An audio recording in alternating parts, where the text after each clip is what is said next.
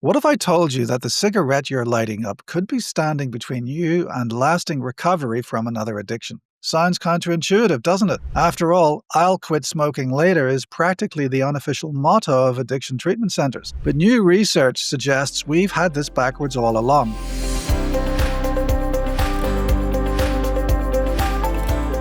I'm Dr. Fergal Armstrong, and over my decades in addiction medicine, I've heard countless patients and even fellow clinicians say, let's focus on the hard drugs first, worry about cigarettes later. Well, a study published in JAMA Psychiatry has turned that conventional wisdom on its head. Researchers followed over 2,600 Americans with substance use disorders for 4 years, and what they found genuinely surprised me. In the best possible way. People who quit smoking during their recovery journey had a 30% higher chance of achieving sustained remission from their other substance use disorders. 30%, that's not a trivial number. Now here's what makes this study particularly robust. They used a method that essentially allows each person to serve as their own control, comparing their recovery in years when they smoked versus years when they didn't. This approach strips away all those confounding factors that make it hard to know what's really causing what. They accounted for mental health changes, medical care, even where people lived, and the association held strong. The statistics are sobering. Nearly half, 47% of people in this study were still smoking.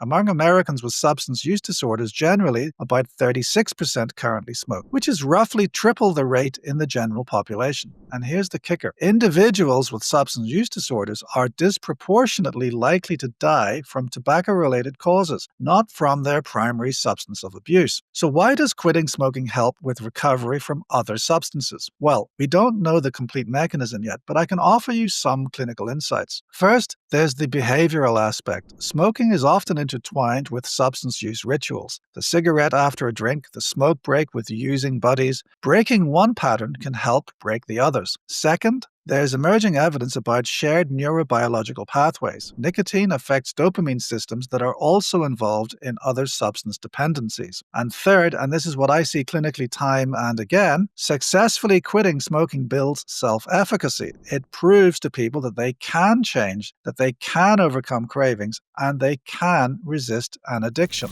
Here's what this means for you. If you're in recovery or supporting someone who is, cigarettes aren't the lesser evil we can worry about later. They might actually be part of the problem. And if you're a healthcare provider, it's time to integrate smoking cessation into addiction treatment from day one, not as an afterthought. Quitting isn't easy, I won't pretend otherwise, but it might just be one of the most powerful tools in your recovery toolkit. That's all for today, folks. I'm Dr. Fergal Armstrong, and this has been Cracking Addiction.